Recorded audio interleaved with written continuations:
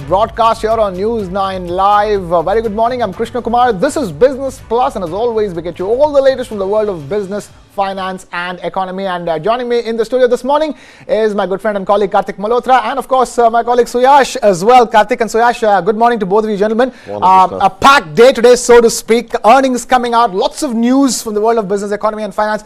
You know what? Before we go to the markets, which is what we usually start with, let's begin with all the big earnings. We are in the middle of earnings season, corporate earnings season here in India. Two big results, earnings coming out for the day. We begin with LIC. Talk to us, Suyash, about LIC. So, Krishna, LIC came out with its results yesterday after the market closed, and LIC posted a multi-fold jump in net profit, a 14x jump in net profit to about 9,543 crores from 682 crores in the previous year's quarter. Now, this figure was boosted because of LIC's return on investments, which has been, which resurfaced the concerns regarding it resurfaced after the Adani Hindenburg saga came to light. Now, because of that, LIC has posted a profit figure of 9,543 crores. Now, it also includes a figure of 7,491 crores, which pertains to assertion of ASM charges. This, if we remove that effect, the profit figure has jumped about 20 to 30% on a quarter-on-quarter basis. Now, net premium income of the company was flat on a year-on-year basis at 98,362.75 crore from about 98,351.76 crore. Net investment income for the quarter under review surged to 90,309 crore from 69,571 crores, so about a 20 to 25% jump. LIC's asset under management increased 12.41% to 46.11 lakh crore in this quarter. So all in all, a decent set of numbers. And those decent set of numbers, Suyash, has resulted in the stock being up over 3% this morning. Have to mention that, Karthik, isn't it? Those numbers, the fact that 1,297% number, I think the market has factored it in, knowing the fact that where the number is coming from, and that's the reason why there's good buying interest in the stock. Suyash, what say? Yes, so the stock has been an underperformer. It is down on a year-to-date basis, and even in the last 3 months, the stock has pretty much stayed above the 630 mark. But today, it is up about 3%, and it seems that the investors are impressed by that hefty net profit figure, and also that LIC is doing well with its investment, which was a big cause of reason of concern after the Adani Hindenburg situation came to light. So, Suyash, help me understand. I'm a little weak when it comes to understanding the insurance business. So, help me out and treat me purely as a lay viewer here. And I will be a viewer to your opinions. Now, what does this in fact tell us? Does it tell us that more people, I understand the investment, what LIC is investing and the returns it is getting on its investments is a different story. But does this increase in net profit indicate that more people are buying insurance, or does it mean that lesser people are dying and hence LIC does not have to pay up the insurance amount to people? I mean, you can see the net premium income is rather flat on a year-on-year basis. So that means you don't have more number of insurers getting added to LIC's list. But is that right? Asset under management has increased about 12%. On the policy standpoint, that figures, from what I understand here is that, let's face it, India is an under-penetrated insurance market. There's lots more to be tapped. So that growth story sort of continues in that sense. You've got fresh new policies by that you make 12%. Like Krishna, because if you look at the net premium income, it has more or less been flat. As I am reading this, we haven't really been able to add more insured personnel into LIC's fold.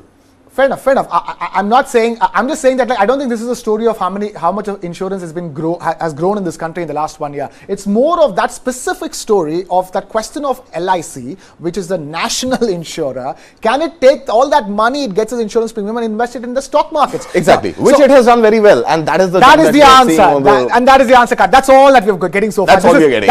It's not that more number of people are taking insurance policies, are taking their financialization, their future safety, security needs more seriously. That is still a long way to go, despite these phenomenal numbers on net profit. couldn't have said it better. Long way to go before enough and more people in this country, in India, in Bharat are insured. So here is a message going out to all those watching this broadcast. If you're not insured, it's about time that you did. Buy all kinds of insurance, buy life insurance, buy term insurance, health insurance. Make sure you and your family are really covered. Look at that stock. I mean, look at the amount of importance that LIC's money is given to. Huge debate when it wants to invest that premium money in open markets. And now a voice of support for the LIC stock, simply because the numbers show it has invested it very well. And as Suyash is rightly pointing out, this is more about a voice of support for all the investments and exposure to the Adani Group. That's the fears over LIC's exposure to Adani Group seems to have gone away, and that's the message that's coming in over here with that 1,297% increase in net profit, mainly driven by all the extra income it got from its investment in Hindenburg. Nothing to do with insurance or Krishna, people getting I insurance. have a little bit of, I sense a little bit of dichotomy here. Okay. You buy a new car. Okay. You buy a new motorcycle. By default, you've got to get it insured. Every year you've got to renew the insurance. True. Shouldn't the same rules apply for human beings? I couldn't agree more. Karthik, you're preaching to the choir. My father worked all his life in Life Insurance Corporation of India and retired after 27 years. So I've been preaching the importance of life insurance for the last 2-3 decades. Ever since I was a little child, you cannot make a more sensible investment in terms of the money that you're going to pay is virtually nothing. It's not an EMI. It's not even like a phone EMI. The premium for life insurance is absolutely nothing. If those of you watching this broadcast, please go ahead and get your life insurance policy. We're not selling only LIC policies over here. Any life insurance, any life term insurance policy from any insurer, it's absolutely imperative that you get it and make sure that that number goes up, that LIC's net profits go up, simply because more and more of you are buying insurance and paying premiums on time as well. So we will watch out for that number when we're away from all this earnings season and stock market discussion. How many people in India bought fresh insurance policies? Karthik, you know what? We should do that study post-COVID, post the fear of mortality that really struck us during the pandemic. I'm really interested to know how many people out there chose to go out and buy life insurance. We'll talk about that. We'll keep a track of that right here in Business Plus. But for now, Suyash, stay right there because you're the man with all the corporate earnings. Talk to us about Hero MotoCorp as well. So Hero MotoCorp came out with a good set of numbers. It was aided by a good operating performance, which also helped the company post a good number, 260 basis point jump in margins. Now net profit was up 32.1% to 824.7 crore from 624.5 crore. Revenue was up about 4.5% to 8,763 crores. Now this was aided by the revenue growth, and the jump in profits was aided by a better product mix, price hikes, and also the softening of commodity prices, which also reflected in a 28.2% jump in EBITDA to 1,206.3 crores from 940.8 crores in the previous year's quarter, and a 260 basis points, as we mentioned, in the operational performance. Now the stock of Hero MotoCorp. Sayash, before we come to the stock, again, you know, I'm seeing exactly the same trend that we saw in the numbers of auto majors, including Maruti and other four-wheeler brands, where revenue is up marginally, but net profit is up enormously. On a net revenue jump of only 4.5%, you see a net profit of 32%. How do you explain this? But you're also seeing the margins improving by 260 So are we basis trying to points. say that prices were hiked just like auto Prices were four-wheelers? hiked, the product Prices mix were hiked when there was a supply chain constraint. Prices were hiked when there was a semiconductor shortage. And over time, while those input prices stabilized, Yes. the automakers have not reduced the retail price of their offerings, and Karthik, hence they are raking in all the money. Yeah, what we are essentially seeing is that the demand, at least for Hero MotoCorp, we saw it in the previous months, auto sales week also, that demand for the two-wheeler segment has been rather subdued, but their operational efficiency has improved, and that's why we are seeing a bump of 260 basis points in margin and net profit. Also, the softening of commodity prices has helped. So would you call it more efficiency in business practices, or would you call it prices of input stabilizing? A mix of both, I suppose. Okay, sure. And of course, the fact that the prices of cars haven't come down since they were hiked despite the softening of the input prices. Karthik, we discuss this all the time. Car prices, which shot up in the post-pandemic world because of all the semiconductor shortage and etc., they haven't bothered giving any discounts because that semiconductor shortage is done. Input costs have softened, but the prices of cars are at a 10 to 20% premium than what they were before the pandemic. And no wonder you've seen one auto major after another posting profits. Of course, as Suresh rightly pointing out, they are really clear about improving their operational efficiencies and increasing that margin figure, which is very, very important for a net profit. Suresh, you're talking about the stock, strangely down 1.5%. Also, I want to ask you this. It's down 1.5% today after results like that, but that stock has been under pressure ever since that ED investigation. The stock has been under pressure in the last 2 or 3 months because of the ED raid, and also the results were largely because the expectation of the results was already factored in. Now the guidance will be coming out from the management later today, will be tracked. As far as that is concerned, we are seeing some sort of profit booking, and that has been the case with most auto stocks because auto stocks have been doing fairly well over the past 1 month or so and have been outperforming the market at large. So over there, the segment itself seems a little heated. Okay, the auto stock segment is heated. Karthik, some say the Indian markets are overheated as well with the highs that they've been scaling. Is it time then, Suresh, talk about the broader markets for the day? Again, talk to us. It's been a bit of it's not been as clear a bull run as it was, say, even a couple of weeks ago. We've seen, choppy waters as far as the last street is concerned last week and this week. So markets has largely been volatile, but it has consolidated in a range of about on the Nifty index, it has consolidated on a range of about 400 points. At about 19,800 levels, we are seeing selling pressure, and this is mostly because investors are choosing to book profits at higher levels, and even the markets are overheated at this point. Even a report from Jefferies came out yesterday that which puts India's Goldilocks situation under question and shows that India has rather underperformed the emerging markets in the last 1 month or so after that initial rally which we saw in July. Yeah. So currently, as of where the situation is, and even after RBI's dampener yesterday, where we saw, RBI asked banks to maintain an additional 10% ICRR, the incremental cash reserve ratio, the banking stock saw some correction, and the banking and for the banking stocks which have shown, the performance has been rather good. The asset quality has improved, but currently we are seeing some pressure in the banking space. And that's where the market is getting a pullback. That's why the markets are under pressure, because the banking stocks, the banking and financial services space, which has been doing really well as compared to so many, even the IT space, the banking space, outperforming the IT space in India. But somehow, for this morning's trade, all of you, ladies and gentlemen, who are watching these graphics on your screens, the Nifty IT pack and the Nifty Auto pack in the green this morning amongst the top gainers, whereas the Nifty Bank Index, Nifty FMCG, and Nifty Pharma, a pharma story too, something that's been doing really well over the course of the last 2-3 months. But for the day, the figures on the screens are only for Friday morning from 9 a.m. to 10:10 a.m. And as far as the first hour of trade and the last day of the trading week is concerned, these are the stocks, these are sectors in the red. But so much talk about public sector units ever since Prime Minister Modi spoke about it yesterday in the Parliament, isn't it, Suyash? Should we just listen into what Prime Minister Modi said? If you've got that available, I think it'll be a nice recap for all our viewers. Absolutely, out here. because the markets are reacting this morning to that statement in the Parliament. Not every day that Dalal Street responds in kind and in cash to what goes what goes on in the Parliament. That speech from the Prime Minister was supposed to be all about countering the no confidence, no trust motion, but somehow it ended up being a bonanza for the markets because Prime Minister Modi specifically talking about asking people to invest in public sector unit stocks that he says the opposition runs them down. Has that ever happened before in the history of speeches? Market cues from the Prime Minister. Market cues coming from the man himself, Narendra Modi, taking the role of a financial advisor and an analyst and telling the public to invest in public sector undertakings. Yeah, I've never heard that before. Yeah, let's hear that again. Let's hear that again for sure. किन लोगों ने कहा था banking sector के लिए, banking sector डूब जाएगा, banking sector तबाह हो जाएगा, देश खत्म हो जाएगा, देश बर्बाद हो जाएगा, न जाने क्या क्या कहा था।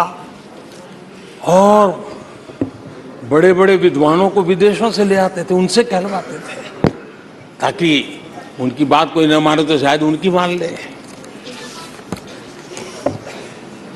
हमारे बैंकों की सेहत को लेकर के भांति भांति की निराशा, अफवाह फैलाने का काम इन्होंने पुरजोश किया। और जब इन्होंने बुरा चाहा बैंकों का, तो हुआ क्या? हमारी public sector banks net profit 2 गुने से ज्यादा हो गया।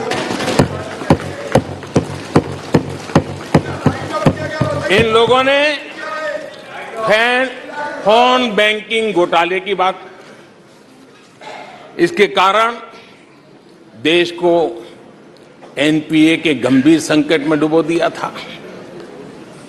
बीते दिनों की बात हो रही है, लेकिन आज जो उन्होंने एनपीए का अंबर लगा के गए थे, उसको भी पार कर करके हम एक नई ताकत के साथ निकल चुके हैं।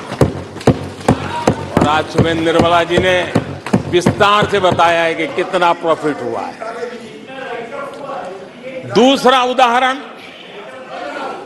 हमारे डिफेंस के हेलीकॉप्टर बनाने वाली सरकारी कंपनी HAL,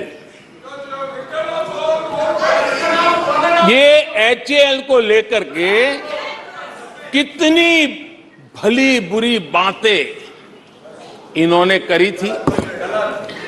क्या कुछ नहीं कहा गया था HAL के लिए, और इसका दुनिया पे बहुत नुकसान करने वाली भाषा का प्रयोग किया गया था। और HAL तबाह हो गया है,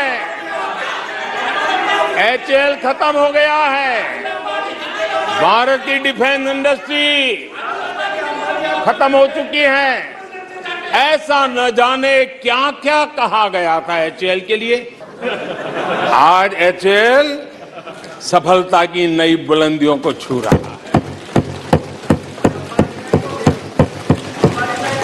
HAL ने अपना highest ever highest revenue register किया है।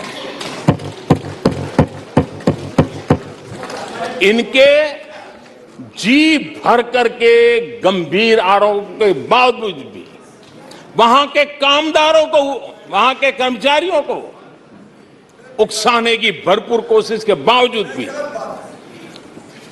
आज HAL देश की आन बान शान बन के उठ रहा हूं।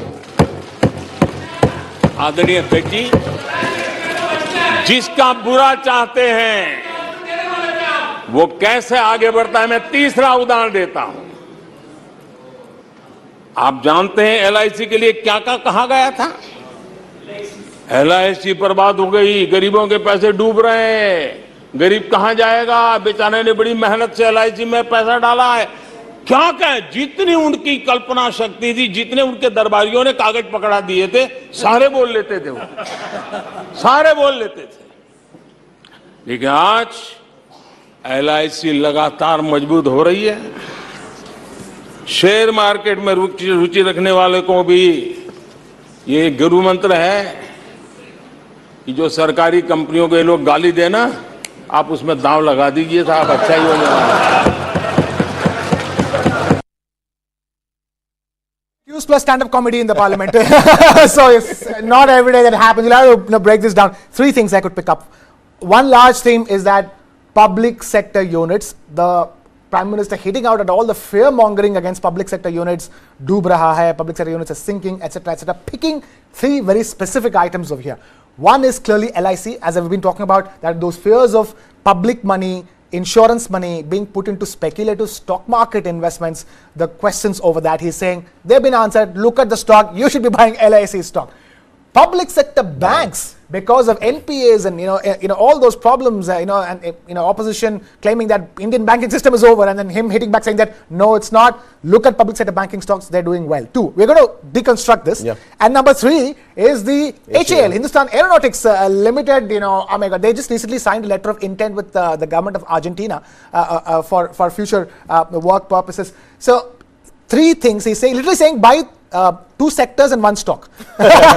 So, buy any public sector banking stock is what the Prime Minister is saying. Buy LIC. Buy LIC, I'm sorry, so HAL. two stocks in one sector. Two stocks in one sector. Buy LIC, buy HAL. So, Yash, let's begin with something like a public sector banking stocks, which we keep discuss on that. SBI doing so well. We tell people to go buy SBI because they're doing so well, because the market experts say so. But can you reconstruct what's been happening with all these public sector stocks, unit On stocks? SBI specifically, before Suyash comes into play, SBI this week has become the most profitable Indian company.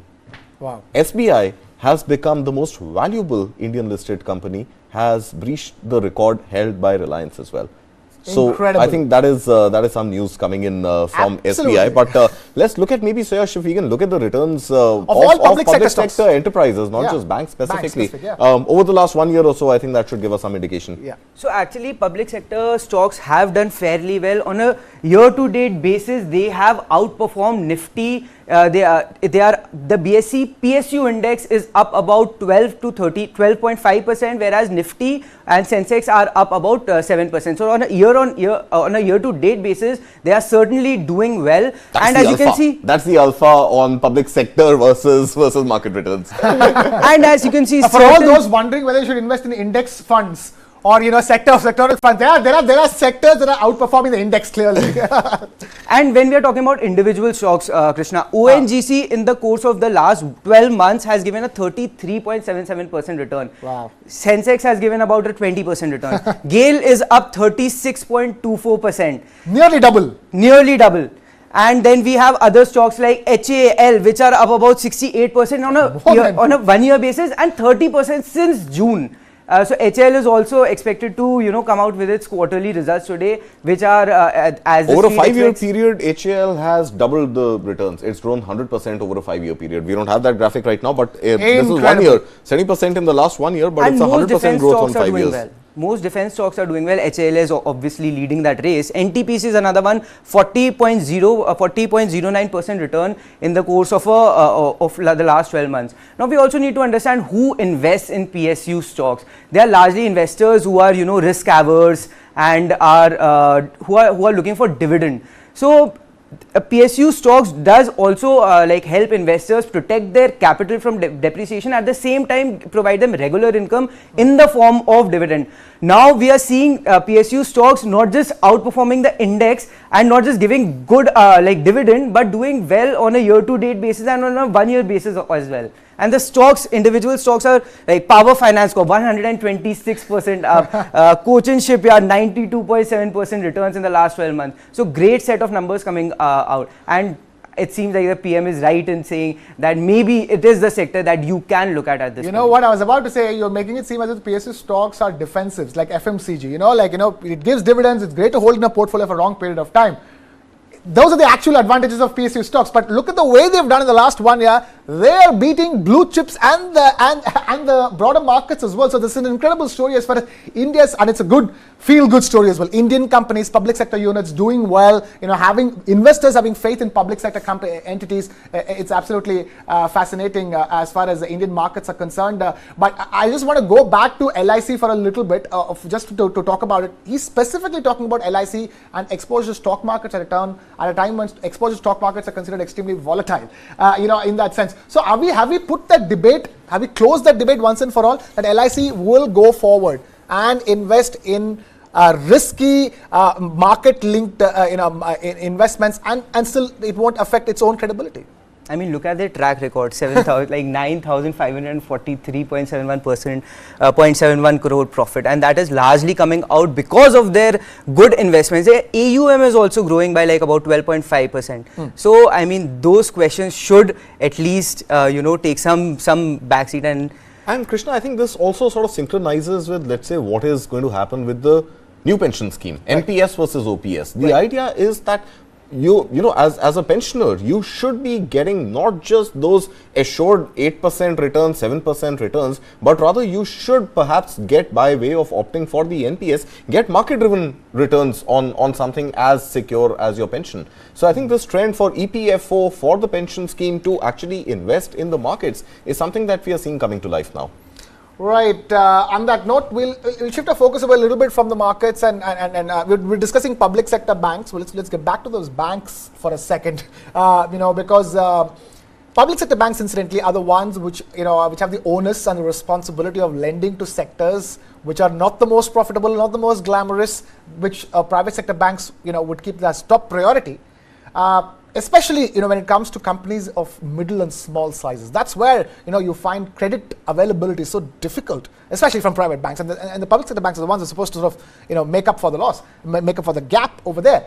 And now you have banks being told that they need to relook at their rejection of loan from loans from MSMEs. MSMEs wanting loans and banks rejecting them, because it's very clear the data suggests, Karthik, that banks are extremely overcautious to the point of not giving enough at all whatsoever in terms of loan and credit to MSMEs. You're right, Krishna. And no guidance really issued by RBI to help the MSME sector derive more loans. But let's look at the data which has come from SIDBI and TransUnion CIBIL, and it very clearly indicates that banks today are very, very wary of lending to MSMEs. Why? It seems because they want to keep their books pristine. They don't want to encounter an NPA situation, a ballooning NPA situation, where there are defaults and a possibility of no recovery of the loans that they shell out to these MSMEs. What is conversely happening also, before we come to the data, is that MSMEs are finding it very hard to leverage themselves at competitive rates. So if banks are not opening their lending taps to MSMEs, they are forced to go to NBFCs. They are forced to go to private lenders outside of the banking environment and raise capital at a much higher rate, which overall is not great for the health of an economy which is expected to grow at 7.6% or should grow at 7.6% to become the third largest economy. So that is the broad context. Now let's look at the data. MSME loans, the demand for these loans has grown up 33% between FY22 and FY23, the last quarter, Q4. The demand is up 33%, but the disbursement of loans is up only 11%, which means while there's been a third of the demand added, only a third of that is being serviced. So 1/6 is the growth in the credit offtake when it comes to 1/9, in fact, when it comes to banks giving this credit or denying this credit to MSMEs. Now, again, the data suggests that there has been, by way of this, an improvement in the asset quality of the banks, and they want to continue with this asset quality and this declining loans to keep their NPAs off their books, and that is beginning to show in their books, because unpaid loans have been reduced considerably from 2.9% to 2.4% in the same period. So a 50 basis points there is not a small number, right?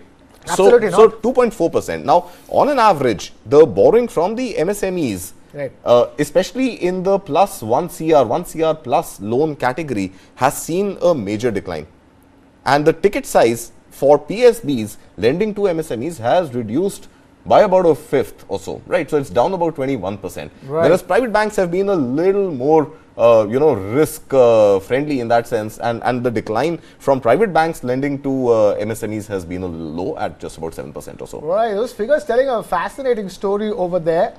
Public sector banks, the panacea for lending to sectors who don't get credit, using the maximum downfall in the 20%. Karthik, I have a strange analogy that came to my mind as you were describing this. This feels like schools which don't want average performing students, so that their final percentage for 10th and 12th public is really up. I'm not going to have you in my school because my overall percentage goes on. I want only 90% plus students in my school, so that my school is seen as that 90% Krishna, school. you're right. And I have always, as a student, and I haven't been a very bright one, I've always dealt with this conundrum that why do you have an admission test to come into schools? And if you do have an admission test, the kid who has scored the lowest should be given the first admission, because that is the guy who definitely needs better education. If you are such a good school, you should be able to educate Even that if you're an average, that guy definitely needs an education. The brighter guy can learn, has enough knowledge already. Right. If anybody needs credit, MSMEs need credit similarly. And then you have the institutions of the biggest of institutions meant for that. Public sector banks are meant to help these MSMEs out, because they are not there on the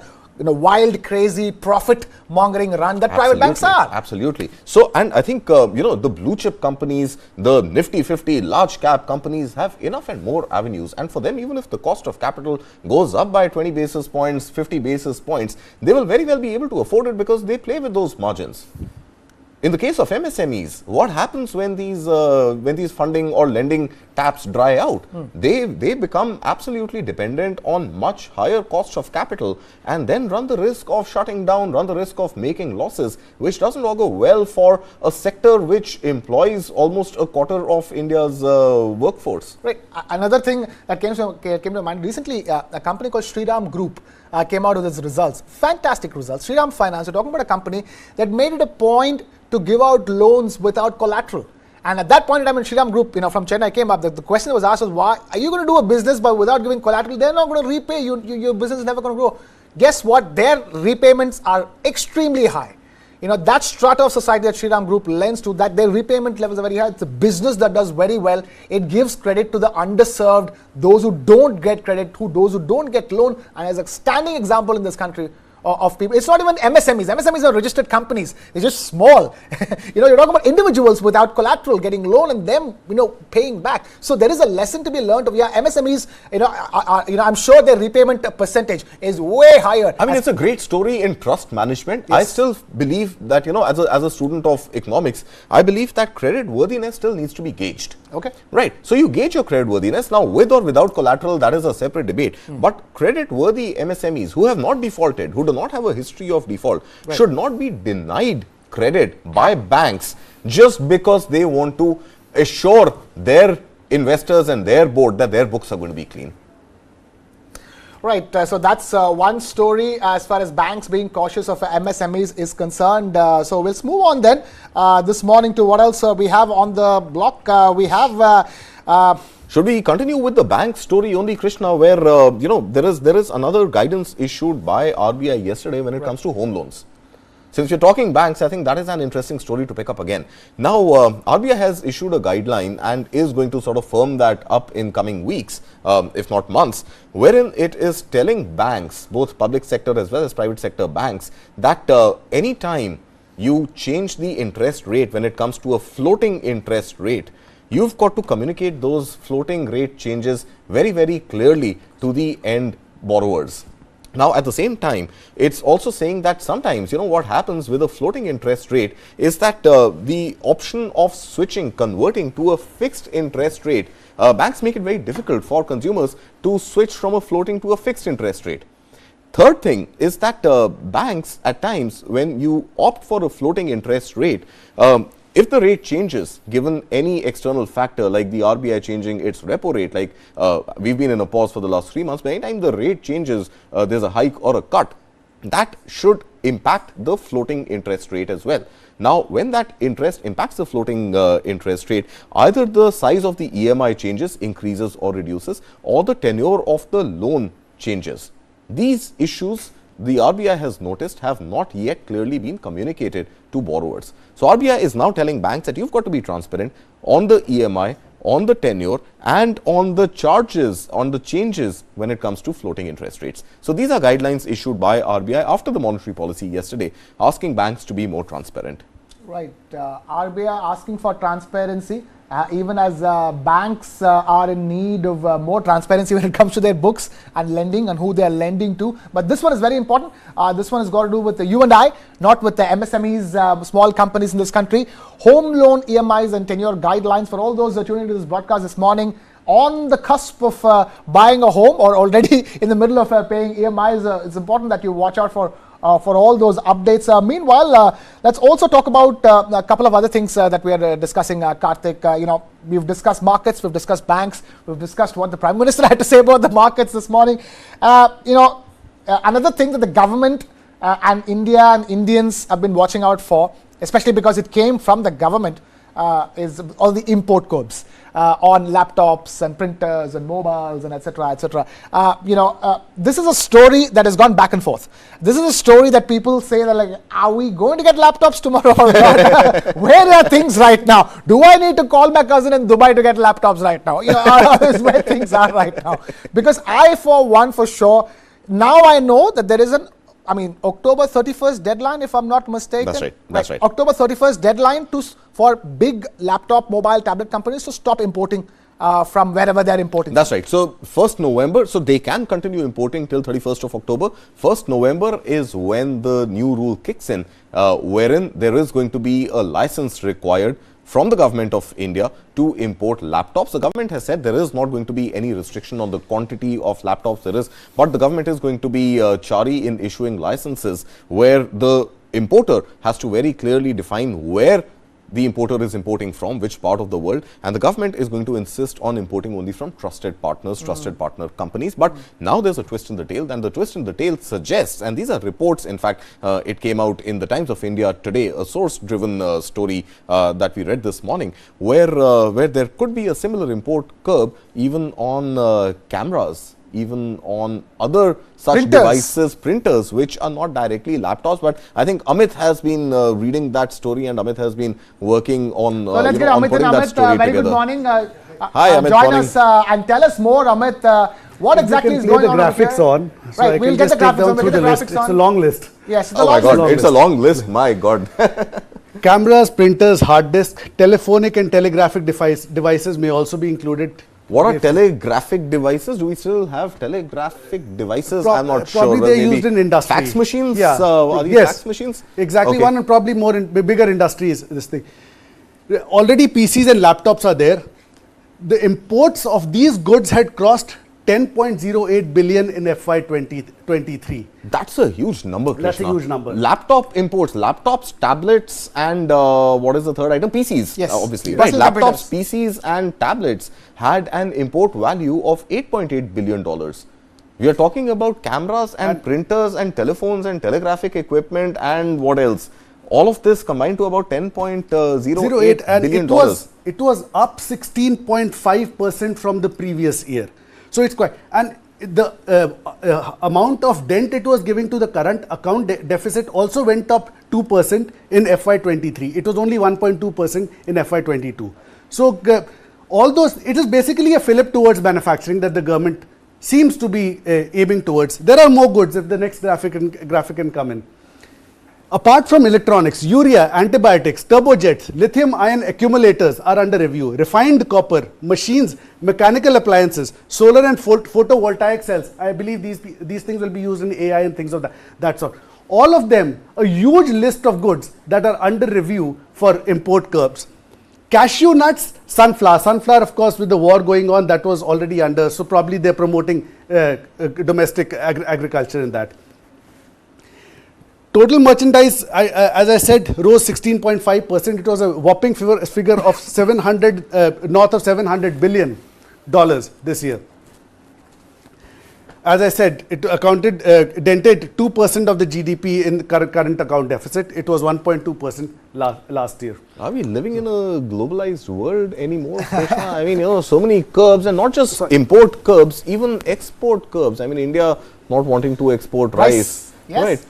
So I know it just. I think it's Karthik, if you ask me, it's a sort of a recalibration of the kind of globalization that we need going forward, because you need domestic economies to be protected. You're seeing everybody do it. You're seeing the US do it. You're seeing China. China is the epitome of how to protect your local economy. US turning around and saying that, hey, you guys charge too much tariff. You can't come inside my country. The more we change, the more we stay the same. I mean, we went from protectionism, license Raj, to globalization, and now we are completing. Now we're a global village, Karthik. We are global, but we have the mindset or the mentality of coming from a little village.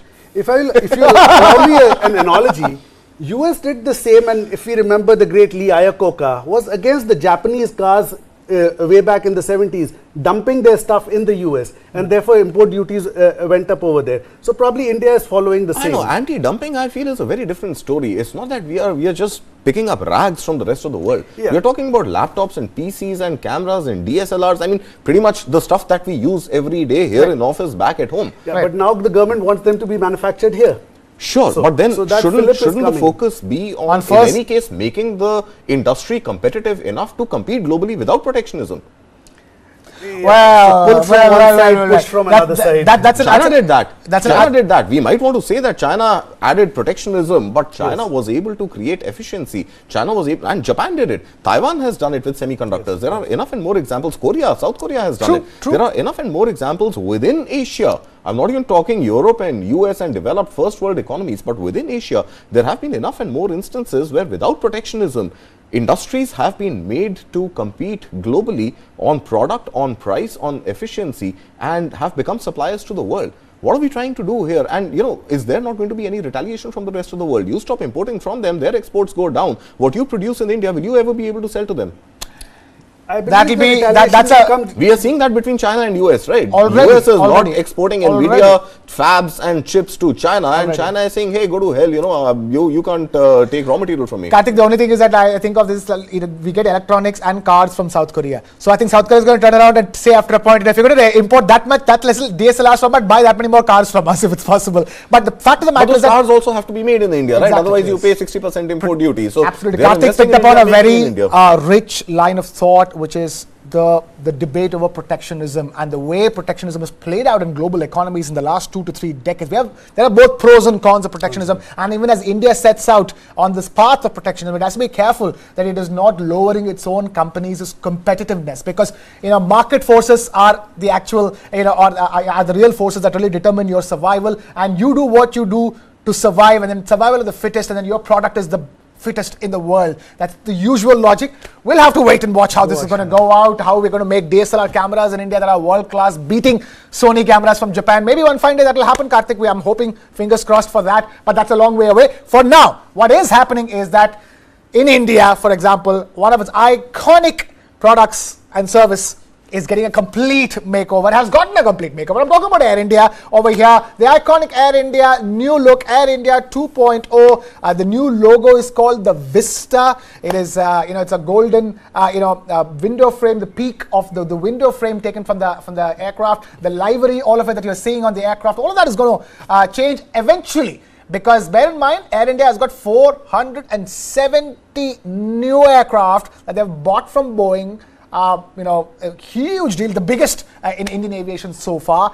So that fleet, the delivery starts in November, and the first aircraft will hit the fleet in December, and that's when the new logo and the new livery, all of that, as you can see, the pointed golden logo they're talking about, it's supposed to signify, Karthik, limitless possibilities and progressiveness, as the management of Air India spoke about yesterday evening in the launch. Last evening was the launch, the grand launch of all of this in India's capital, New Delhi. The iconic Air India Maharaja, if you're wondering where that is, because that's nowhere to be seen over here. But we're being told that the Maharaja is going to be retained, and there's a good chance that it will be there in the cutlery as a embossed icon. That's what we understand, but not on the aircraft. But the Maharaja is not going anywhere. Not retiring? Maharaja is not retiring. Maharaja is still going to be with us, but it's an all new look Air India. Krishna, talk to me about Vista. It's called Vista. Yeah. Is this one of the first steps taken towards the Air India Vistara combined sort of branding? Vistara. I mean, Vistas are like, avenues, new avenues to enter. Yeah, exactly. They're saying possibilities and progressiveness, new avenues. Beautiful point you make, Karthik. The moment I heard Vista, all I could think of was where is the Ra? What is going to happen to the Vistara? Is it going to be here? So, but we've been told, Karthik, that Vistara is going to be part of this entire, unified conglomerate that the Air India is going to become. So it's good that they picked up on that Vistara aspect as the main branding for the overall Air India, and that sort of also tells me that they want to take it in that Vistara direction of things. The quality of service, the premiumness, the quality of service, and efficiency, on-time flights, good flights, all those things. So I'm really excited if the Vistara ethos can be extended to all of Air India. I mean, I remember flying Vistara for the first time thinking that I wish an international airline from India flew like this. and now we have that actual possibility of Vistara, flying internationally. Well, we did see a sort of glimpse of that even when Kingfisher took to the sky. Then That's a separate story, isn't it, Karthik? Right now, we're in a more solid ground over here. It's not a private company. Of course, it's been taken over by a private company, but Air India 2.0. Also, mainly they have this Vihan.ai transformation. It's a 5-year plan, Karthik, that they have. This new logo is part of their Vihan.ai, which is a 5-year roadmap that they have in terms of the investments that they're going to put. Improvement in the interiors of the aircraft must be coming as sweet music to all our ears. Air India aircraft's interiors are going to be refurbished as well. There is going to be investments into service, training the staff, better pilots, better ground staff, better air hostesses, better interiors. Newer, swankier looking aircraft. Amit, come on. You want to buy tickets right away. One question. Yeah. Would we get the legroom we got in Air India flights of old? That's the one question they haven't answered. But what I In do economy. understand is that In the economy. interiors, look at that. $400 million program to completely refurbish interiors of legacy fleet, first of all. And of course, the new fleet goes without saying that. I have a bad feeling this 400 million, a good chunk of that is going to be spent on adding more seats and killing the legroom.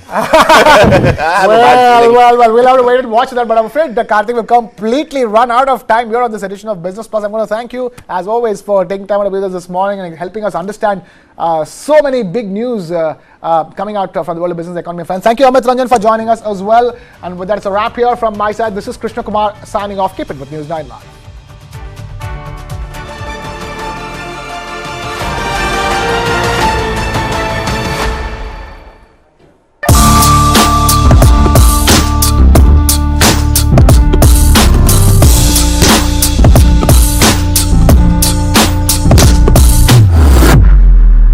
Engineering कर रहे हैं क्योंकि सभी लोग कर रहे हैं Coaching is now starting from grade 3, 4, 5, 6. Kota जाने वाली बीच राह में आधे टेस्ट देके हैं सिलेक्शन की चाह में ऑल इंडिया का बच्चा कोटा जाता है This rat race is for rats, not for humans. So why should we even be a part of it? The Rat Race.